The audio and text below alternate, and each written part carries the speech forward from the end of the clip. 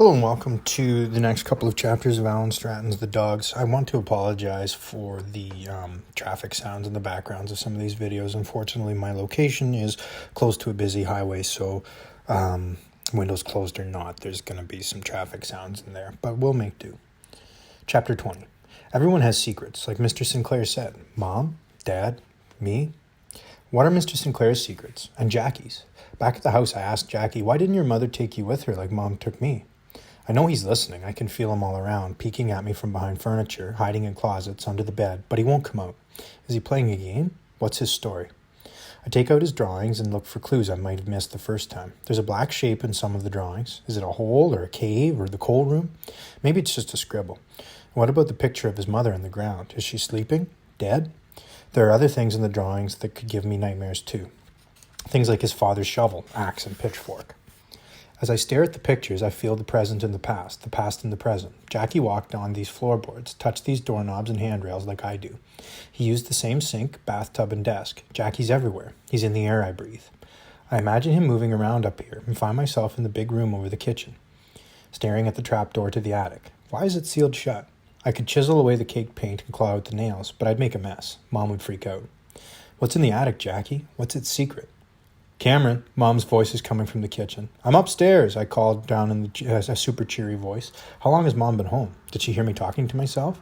I got us pizza, Mom calls back in a super cheery voice of her own. Double cheese, pepperoni, and mushrooms. It just needs a minute in the microwave. If Mom heard me, she's pretending she didn't. Good. Let's pretend together. Great, thanks. I'll be right down. Mom smiles as I sit down at the table. How was your day? You'd never guess we had a fight last night. Mom doesn't forget fights, but she's good at packing them away. They're like Christmas decorations, hidden from view but easily pulled from storage. My day? Pretty good. I pick up a slice of pizza. I did a lot of homework. Good, Mom pauses. Would you like to come into town with me tomorrow? Huh? After 2 days here alone, you must be getting a bit stir-crazy. What would I do? There's a library, a recreation center, or don't come. Stay here and be bored. It's up to you. No, it could be good. It could be, too. The rest of dinner is okay. We stick to safe topics, like where we'll meet up for lunch. Luckily, the high school's on the countryside of the bridge, so it's not like any of the guys will see us. By the way, I didn't forget about your project, Mom says when we finish eating. She brings me a thick package from the counter. The sales history of the farm. Thanks. Ken's the one you should thank. He says if you need anything else, just ask. I'll give her a look. Didn't we talk about me and Ken? I told him about your project before our conversation. He said he was going to the registry office today and could check about the farm while he was there. Fine, just so I don't owe him anything. You don't, except a thank you.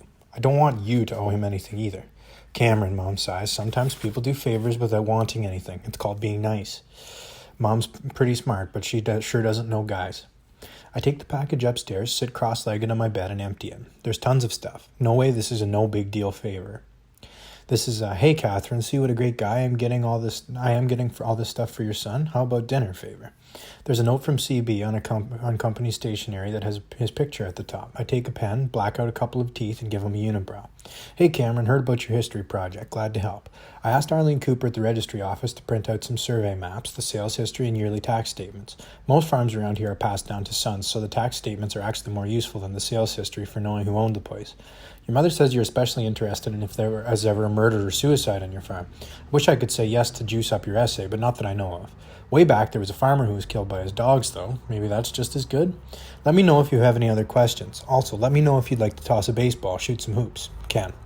Toss a baseball? Shoot some hoops? Seriously?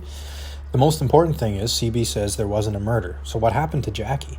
If he didn't leave with his mom, wouldn't he have been found after the dogs killed his father? I look at the maps. Interesting. The one of the county in 1825 shows the rail line that used to run through Wolf Hollow. The 1838 concession survey has half the area as woods. The pile of tax assessments underneath is pretty thick. I almost fall asleep just looking at it. I toss it aside and glance at the one-page summary of the farm's sales history. Weird. The first owner, Silas Henning, bought the farm in 1839. Stayed in his family until 1924 when it was sold to Henry McTavish, and that's it. The farm was never sold again. That can't be right. What about the sale to the Sinclairs? I grabbed the tax assessments. The name Henry McTavish changes to Frank McTavish in 1952. That would be when Jackie's father took over. Mr. McTavish's name is on the assessments up till this year. That means Mr. Sinclair doesn't own the farm. It's still owned by Jackie's father, a dead man. What's Mr. Sinclair hiding? About the farm, about Jackie, about everything.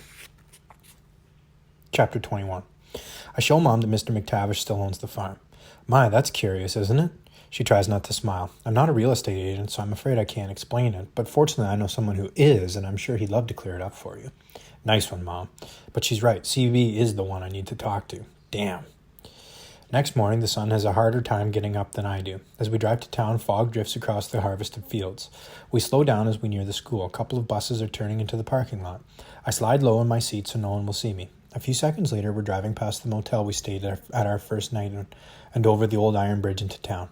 I look down at the river ravine running under the bridge, the hollow, in Wolf Hollow. The heaviest part of the fog is settling in the gully. It's like we're driving over clouds. I imagine the old days with wolves coming up through the mist. After the bridge, the highway turns into the main drag, a.k.a. Main Street. There's only maybe 10 streets that cut across the 7 or 8 that run parallel on either side. We pass a soft ice cream drive-thru that's closed till spring, a tiny strip mall with a 7-Eleven, gas station, and burger joint, there's a whack of two-story buildings with stores and restaurants on the main floor and people living over top. Naughty Pine Inn, Mindy's Fine Dining, Walker's Ladies, and men's apparel with clothes for people who apparently lived a century ago, the Shamrock Bar with shuttered windows, Lucille's Nail Emporium, Lucky Laundromat, 2 drugstores, and Wolf's Hollow's one and only movie theater, the Capitol, which only has 2 screens. Middle of Main Street, things get respectable again with the town hall, the registry office, the police station, the library, and the Weekly Bugle offices. There's a house covered in shingles with painted wood butterflies nailed on the walls and a homemade sign that says Kelly's Crafts. Huntley Memorials with a front yard covered in tombstones, and another small strip mall home to a dollar store, Minnie's Mini Mart, and Ken Armstrong's Realty. Finally, a gas station for anyone who forgot to fill up at the other end of town, and it's back to farms. We pull up in front of the agency at 8:30. CB hasn't arrived. Not to worry, he'll be here any minute, Mom says. Then you can solve your mystery. Have your swim at the rec center and meet me here at noon for lunch. The Naughty Pine Inn has great fries and homemade fruit pies. You'll love it.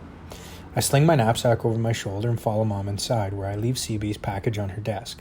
Then I go back out and pass the time looking at pictures of homes for sale in the front window, all of them better than our place. I hear some kind of power tool at Huntley Memorials. Through the fog, I see a stumpy middle-aged man in overalls, work boots, goggles, and a baseball cap, engraving a granite stone resting on a picnic table. A long orange extension cord runs from his chisel into a cinder block garage. I walk over for a look-see. The guy has the roughest hands I've ever seen. Scraggly hair sticks out from under his cap and runs down the back of his neck. He turns off his chisel and looks up. Can I help you? Not really. I'm just looking for Mr. Armstrong. Ken Armstrong, Realty?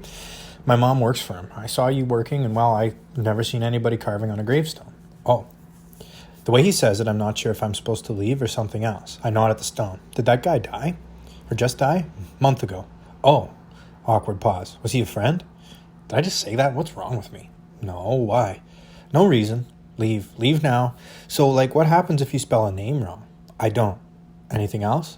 Suddenly, I had a brainwave. Mr. McTavish got his dogs after his wife disappeared. They killed him a few months later. If I know when he died, I can figure out in-between time when Cody's great-grandmother accused him of murder and see what it says in the Bugle. I clear my throat. Does Huntley's do all the gravestones around here?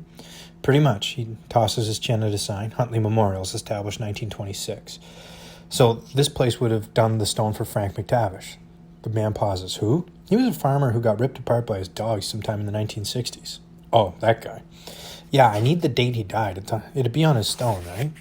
Sure, but you're talking 50 years ago. We don't keep records back that far. We sure don't keep track of inscriptions.